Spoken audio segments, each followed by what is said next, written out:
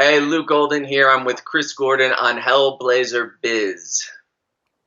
Good morning, good afternoon, good evening, and good night, listeners and viewers around the world. Welcome to Hellblazer Biz, the conversation with the stars. You are tuned in with Chris Gordon, host as always. Today I've got a fantastic guest for you.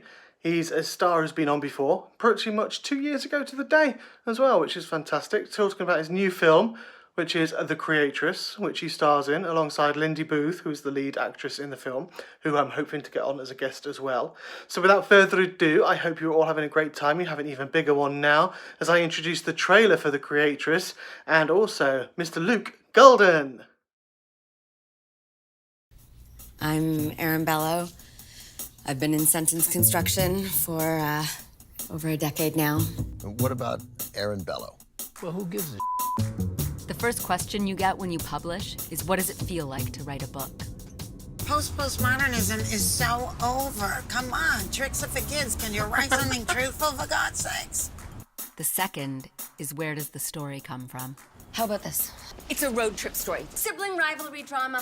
Country bang bang. Oh, no. Try something else. That doesn't send me like that dress. No Nordic fairy tales, no gangster punk. Something else, fast. It's hard to write when things don't go right. So sometimes you have to dig in. And so if a book doesn't end but fades out, I don't know, it makes the stuff in the middle more important. Did you guys sleep together the other night? Why didn't you answer when I called earlier? Because we were talking. No. I'm just taking a quick break, but I wanted to call and tell you that I am working on something. I'm looking for the truth in tropes. The story is sometimes a farce. Hey, is this your dog? My thoughts, insecurities, inspirations projected onto a recognizable genre or structure. This is why I told them not to take your advance back yet. I knew you'd get struck by something. Hopefully the truth finds its way. Print the pages.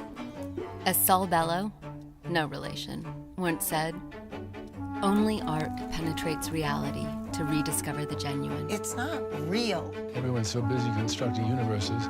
I'm dabbling in the multiverse. It's not how I'd memoir it. Everyone, I have the honour and a pleasure and to welcome back a former guest, Luke Guldan. 2 years on, pretty much, as we've just realised. It's almost to the day, 2 years since we last spoke. So welcome back, Luke. Nice to see you again. Yeah, great to see you. Glad to be back on. Cool. And I'm welcoming you. Obviously, I'm in the UK. You're over in Colombia at the moment, so you're. I am. I mean, we're doing this. We're going international now, fully. Oh, I mean, we're going around, which is great. Taking over the world. Cool. Yeah, I'm used to it when it's in LA, but yeah, Colombia. I think this is a first for me, to be fair. Different time zones. Yeah, different time zones. So what time is it over there right now? It's your night? Late afternoon, so it's about 10 to 5 in the evening. Oh, okay, great. So not bad. Not too bad. Friday evening, getting ready. Nice. Yep, just checked out of work, so that's good. Weekend started already. Fantastic. Cool. So what are you doing? You're in Colombia at the moment. You're actually over there promoting your own fitness, personal fitness. Doing a lot of fitness branding down here right now and building up, kind of doing what we're calling like a fitness tour. So it's been pretty awesome. Collaborating with a gym called Body Tech down here, and then also did a cover magazine shoot. They also, which really interesting, over a bunch of down here in Latin America, Body Tech's like a big gym, and they also have a magazine called Revista Fit. So I have the great fortune to be on the cover of that, coming out. I think it's their next issue, which don't quote me on it yet, should be coming out in October, and able to do the cover for them and a pretty cool little interview feature on the inside. So looking forward to that. And then also collaborating with a company called Need My Rush, which does like these really cool, they gave me the whole tour and the way to kind of lead a huge group exercise on spin cycle, basically.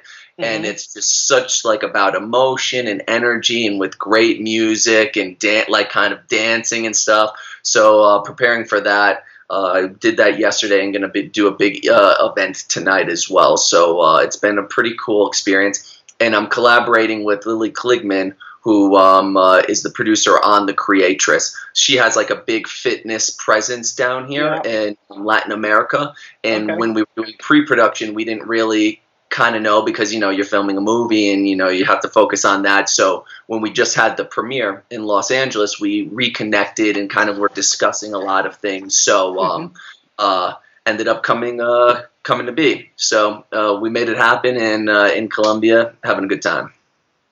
Excellent, excellent. Sorry, I know I was moving around just a minute there. I was trying to get I just realised I'm really like dark. We're going around the world. We got the blur going. Yeah. I'm like, oh, the stratosphere here now. I was like, oh.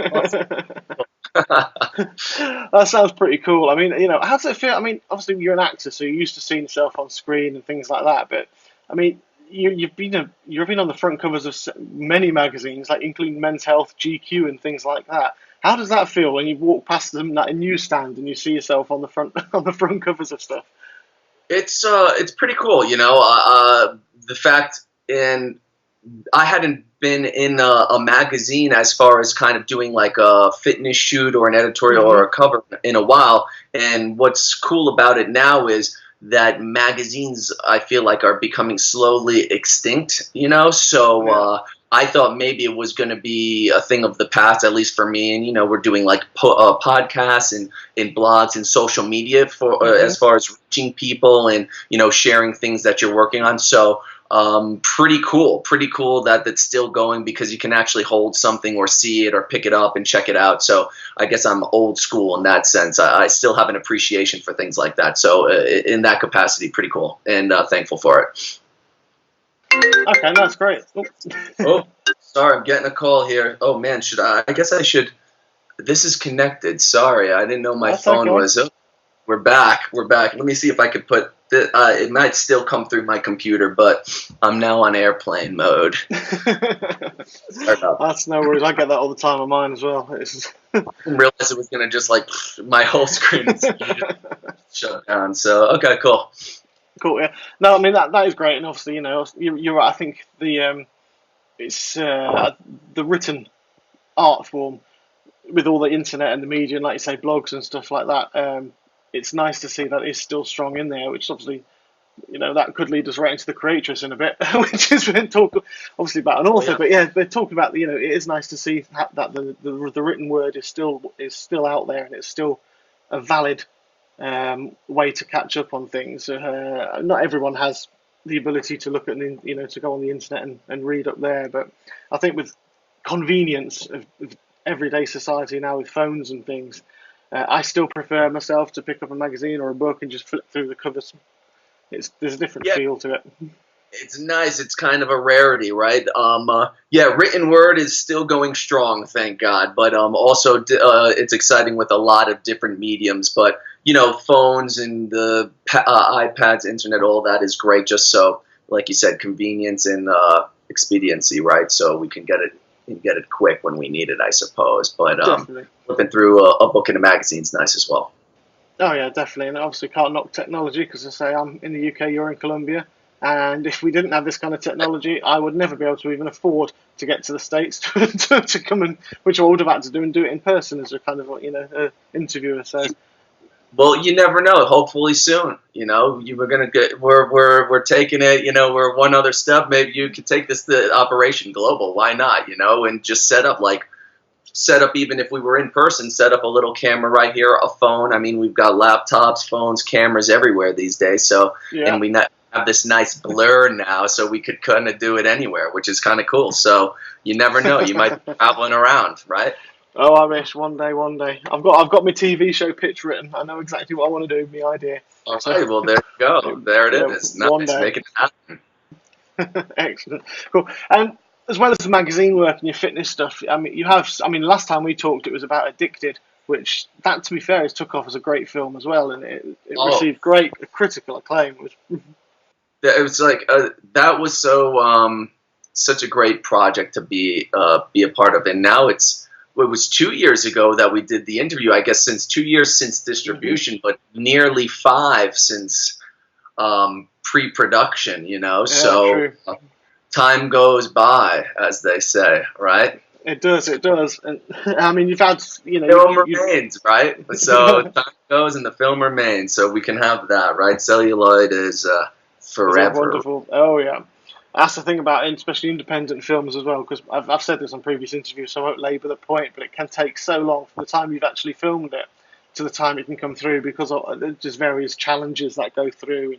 And I mean, I've talked to someone before on my show where it took, I think it was 10 years for their film to get from, because there was lots of different obstacles that happened in the way, and the process ended up being 10 years for them to actually get the film out finally.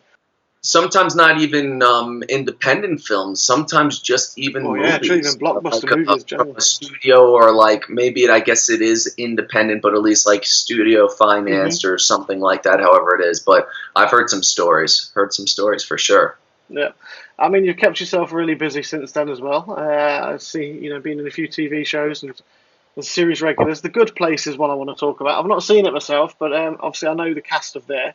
So what was it like? I mean, Ted Danson, TV genius. So what was it like working with Ted and Kristen Bell, to be fair, as well, because she's. Oh yeah, they're both. I mean, fantastic. Both in their own right, superstars. So the entire ensemble cast and even the writers are the creators. Like the entire team was top. So it was really a privilege to have an opportunity to get to know them, but also work in that atmosphere throughout the last 4 years. So we're coming into now on September 26th will be the beginning of the end. The final season airs, and then also up for a Emmy nomination, an Emmy award, and that airs on September 22nd, I believe. So would be really cool, and at the very least nominated, and really thrilled to be part of that in some capacity. That's fantastic. I'll scratch that end question I've got off here then, which was, will you be going back at all? But if it's going to be entering its final season, you just... Unless there's like a Chris Baker spin-off, which is like, hey, you never know. I mean, we got other mediums these days. Like, you could do it on, who knows, like NBC Plus or something, right? Coming out these days. So what was your character in there? Who did you play in that show? The character's name's Chris Baker, and for those who have not seen it, best not to explain, best just to enjoy, I guess, because when first introduced, the whole thing with the show was kind of continue to re-identify itself, and with spins and twists and turns and all of that kind of stuff. So if I say what I am now is to sacrifice what I was before. Okay. Intriguing. A bit of mystery about that. Yeah. But yeah, it was a great experience, and just like the others, all good things come to an end, right? So on to the next. And like you say, there's plenty of stuff out there which I'm sure you can audition for as well and get through. And you're a great actor, so I'm sure there's plenty of opportunities which are out there which you'll be able to grab hold of and yeah, it's exciting. A lot of things coming down the chute these days, so I'm excited to see what's next. And yeah, I appreciate the kind sentiments. No, you're welcome. I think that's another thing with, like you said before, with like you've got NBC 2 Plus or whatever it is. You've got Netflix, you've got Amazon Prime. There's so much more opportunity now to have things put on networks. You're not, whereas in the past it was like pretty much regulated that's the right word. Oh, yeah. to one or two channels, where now you've got so much more. Regulated, probably still. Some stuff is definitely regulated, I guess, I imagine, but at least barriers to entry, like technology, right? Like not everyone had the cameras or the lots or the big, which costs so much money, or film, right? So now the digital, we have phones, we have access, so more opportunities through mediums and channels and networks, but also on your own, like the indie scene and stuff like that, and shorts and things like that, different forms and different ways to deliver a story to an audience. So it's an exciting time to be involved in, I guess, the entertainment or film, TV industry. It is, definitely. And I'll sing my son's praises on this one, because you mentioned phones as well. He actually won a competition. He won a competition that was shown in a film festival last year, because he made a short film called Marooned, and it was part of a school. It was part of a project, but he actually came first in the whole district, which is a huge district in North Wales. And so he won that, and he got the Harry Potter creative team to come to the school to have a workshop for the school. And wow. And we got to go to a really local film. It wasn't a big film. It was a local film festival. It was very, very local. But even so, it's still a little film festival for him, and he got his film screened. Fantastic. Well, I mean, that's pretty amazing. How long was the film? It was literally about 10 minutes. It wasn't much. It was a short. Hey, well, I think I've been in a movie that was 5 minutes long. So you know, as long. I heard an interesting. It was Steve McQueen. Is that the new? I know there's two Steve McQueens, the classic actor, but also the director, right? His name is Steve McQueen as well, right? So I was at a screening that he had just recently done, and he had started with short films, but the moderator was kind of talking about it in a introducing a short film because it was not enough, it was lesser than a feature, right? And he mentioned something that it's not less than a feature or not. It was the amount of time in the way in which we shot it was just, that was the story and that was the way it needed to be told. So I'm a big advocate of short films or things like that.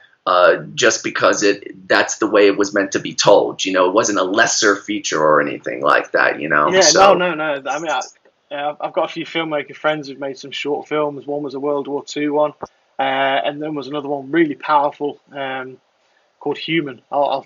This is for Patrick. If you're out there, you owe me one now for you know, of course. And it's brilliant. I mean, it's just actually had over about 1 million hits, I think, on YouTube. wow. The story, like you say, the fact that you can pack an entire story into such a short amount of time is phenomenal. And something I've discussed as well is trying to get into the local cinemas around here. I think it's maybe short films and things like that when you go to the cinema, before you have the feature film. Instead of all the adverts, why not play a little short film instead? You know, and try. I think they used to do that, right, with like Mickey Mouse and stuff. Yeah, like that. Yeah, they did. They do a few little clips. I guess. Probably has to do with money, right? I mean, they don't. Our many movies now are trailers. Those things are getting more intense and longer, right? And they want to show those. I think I was at I've been going. The last couple of movies that I've seen were old movies, and they were screening them again. Like I went to go see Point Break, and then it was Matrix 20-year anniversary and stuff like that. Yeah. So they had so many. Trailers. I didn't remember as many, you know, like I think I saw like 8 or 9 movies that were coming out, which is exciting because we're still making movies. So, and they're coming. Yeah. So that's cool. Yeah, exactly. That is good. I do enjoy watching the trailers as well, to be fair. Very excited over some of them coming out this year. So yeah. Excellent. And so before I move on to the Creatress as well, I think I asked you this 2 years ago, so I want to see if it might have changed a bit, is the fact that the amount of work that you've done and people you've spoken to in 2 years, you would have forgotten. Which actor and actress or actress would you most love to work with at the moment? Who would be your dream co-star in something? Oh, wow. Good question. Oh, shoot. Now I'm thinking law. There's just so many people. I think I said this last time too, and I'm just gonna keep putting out. Oh, you know what? Oh, there's just so many. I'll just say a few. I guess.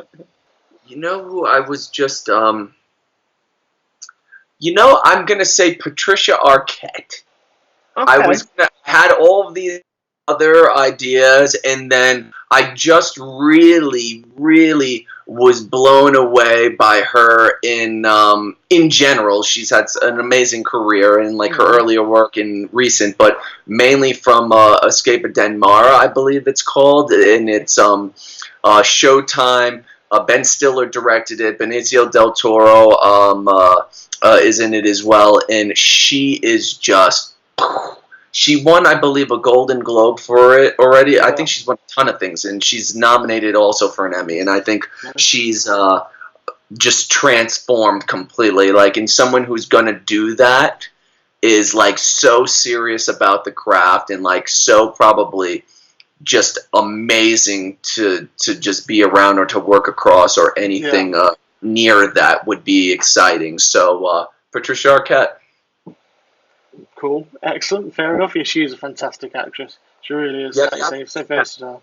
If you haven't seen it, you got to watch it. I mean, I just, because I get the screeners and stuff, so I was going through so many great shows this year, and I was watching. I had this one, and then it was like, I think it's a miniseries. I think there's either 6 or 8 episodes, and at the end of the first one, I was like, wait a minute. Is that Patricia? Because I try not to look at anything, what it's about, who's in it. I'm like, is that Patricia Arquette? So I had to look it up, and I was like, what? Blown away. So anyway, yes, that's up. So you got to check it out. I will do. I love a show or a film where it takes me half the thing to actually realise who the actor is because they're so immersed in that character. There's quite a few as well, but it's just fantastic. Awesome. So good. Transformations. Kudos Ben Stiller, man. That was great. The whole thing. Brilliant. I'll keep a watch out for that one. Paul Dano's in it as well. Okay. Excellent. I'll. Look, you're frozen on me. Oh, am I frozen? You're back. Yeah, you are. You're back now. Let me check. Sometimes, okay, good. Yeah, the internet sometimes I've noticed will shut off or something so randomly, but we are back. Cool, excellent. So right, okay. Moving on to the Creatress then, which is what we're here for. To chat about, finally after you, I can hear you say. It's just people enjoy the chats. I hope I haven't gone too far by chatting to you about your background. Oh, no. Yeah, it's great. It's going by. I'm sorry for the interruptions. Phone calls, knocks on doors, room service. Who knows what's coming next? So the Creatress is a comedy drama or a dramedy. I believe I coined that phrase on an interview with someone once. Call them a dramedy now. A drama comedy, and it's obviously about a young best-selling author played by Lindy Booth, who's got to weather a huge storm after being declared a living literary legend. That's a really high synopsis of it. So what can you tell me about the film? More than without spoilers, if that's possible. Yeah, that's pretty much spot on. She also Lindy's character is kind of going through a journey as far as having great success and then dealing with that and then trying to ride and figure things out. And she has a partner in crime, if you will, the editor or publisher who's played by Fran Drescher, and they have a really cool dynamic. And she used to know Fran's character in the story also used to, I believe, represent or know Lindy's parents and family. So they have an interesting work-life relationship that they're dealing with, as this journey ensues. And basically, towards about halfway through the movie, as things are kind of unfolding, it's tough to explain without giving away too much. As far as my 2 other characters kind of come in, and then Lindy has interactions with them, if you will, and those kind of progress and then interweave, and then things come full circle, and we realize at the end what all the other stuff is kind of about, like any other movie, I suppose. But I just I'm involved, and then kind of in a romantic kind of capacity, but not really. It's a fun role. I had a great time playing and working with Lindy, and then also I had a first time to ever work with an animal in a project. Okay. So I had the opportunity to work with a fantastic actor. That was a dog, and I had a blast working with him. And his name is Buckles, for those. I feel like I had a journalism class once, and the instructor was always like, get the dog's name. So the dog's name is Buckles, and he was fantastic. I had a great time working with him. And then also Jason Cook, who's the director and writer. was really awesome to work with, and he was an actor and is an actor, so it was nice to work with someone who was like very actor friendly and can talk a certain way and let you have some creative freedoms and just to feel comfortable and basically get there, have fun, and make a movie. So it was a great experience.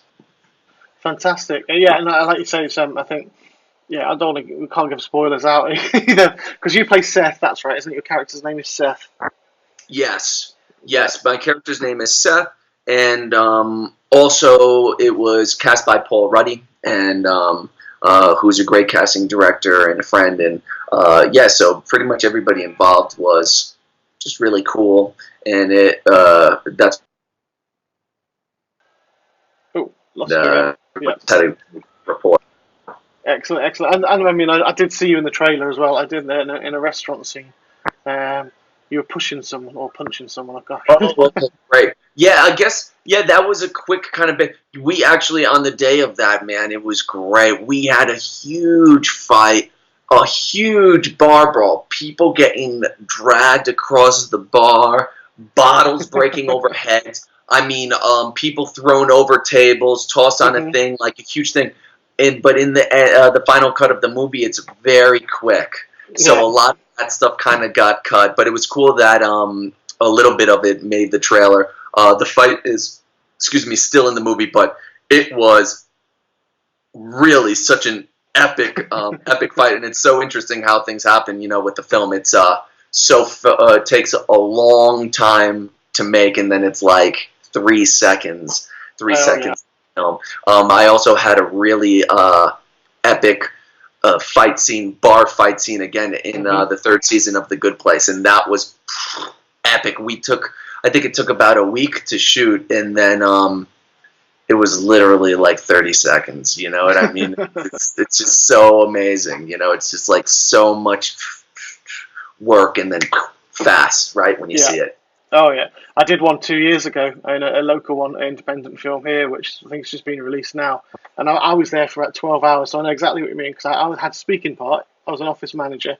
But I know my scene. I've not seen the film. I keep asking for them to, because I'm sure they cut me out, but they say they haven't. I had an office scene and a scene at the end of the film. And I know, because it was 12 hours long, and I was there for the whole day.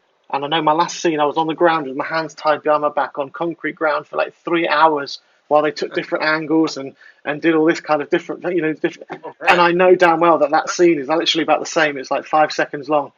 Oh yeah, yeah. That's great. That actually, that sounds like your usual. That sounds like actually a short day. I mean, 12 hours, 12 hours and only 3 hours bound. We're usually going. It's pushing sometimes 16, 18. I mean, and then the crew's there even longer. So I mean, just superhuman individuals. So that's why the filmmaking is a bit of magic, right? Definitely. Yeah, they were there. I mean, I got there about 10 a.m. to 10 p.m., but the crew were like there from 5 a.m. setting up, and so yeah, they didn't leave till after us. So yeah, you're right. Those guys are the ones who really work so hard. It's crazy. Yeah. Oh yeah. Excellent. I mean, I'm hoping that. Obviously, you talked about you're working with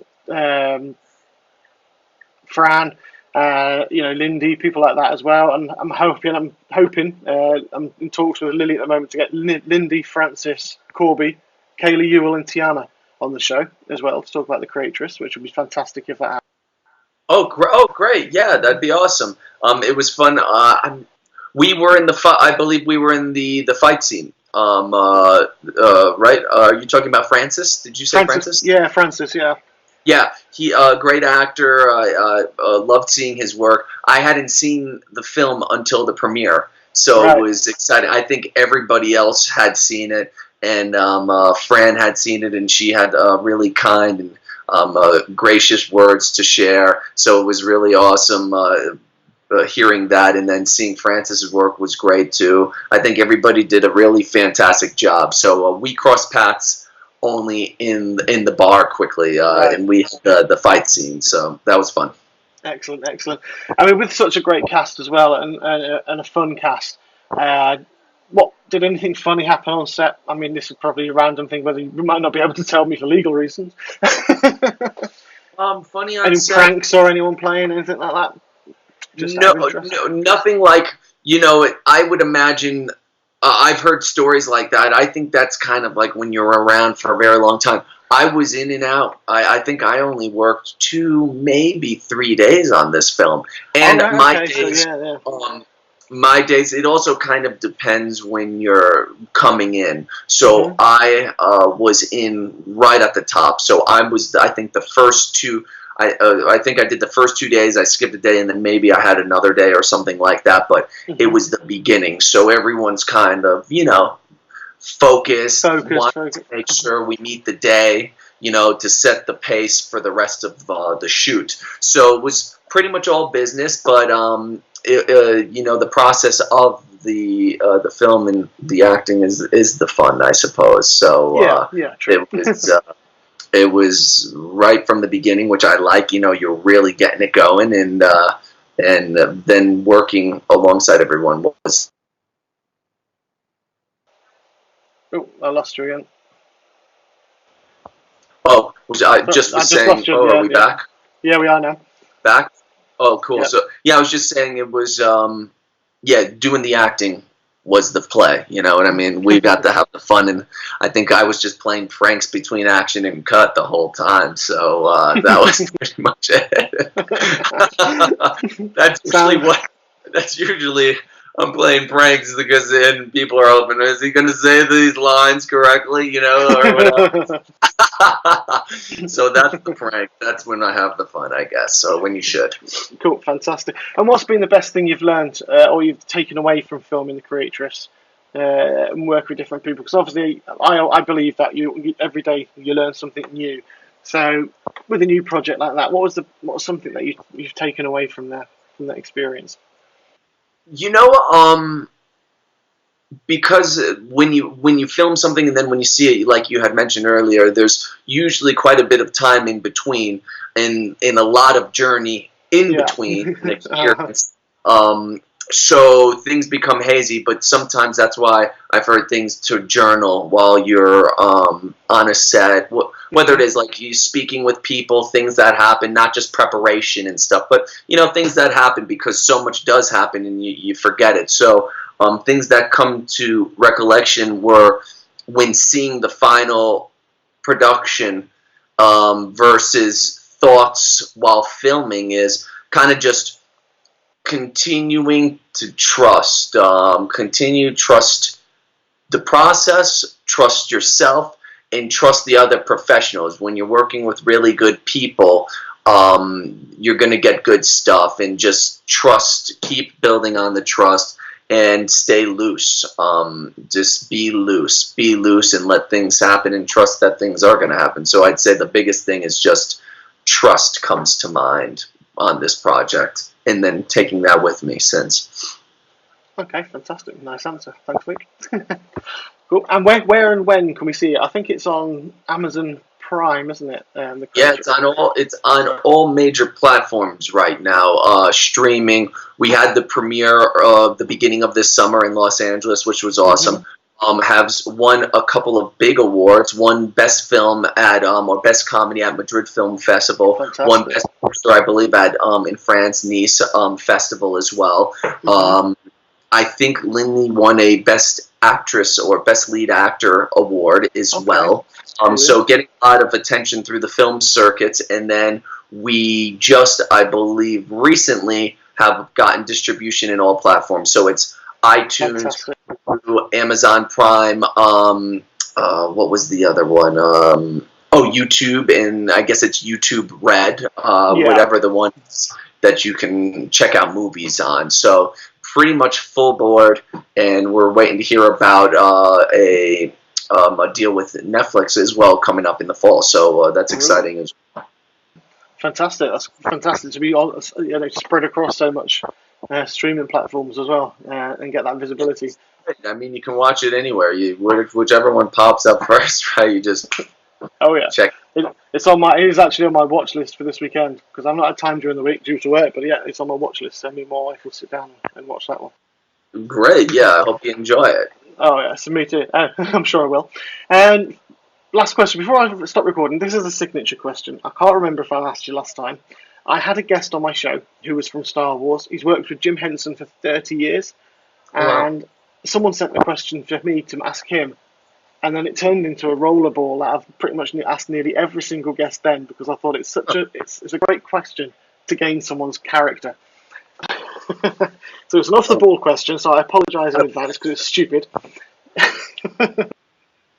But if you could have a Muppet created after your own personality and your own character, what Muppet would it be, and why?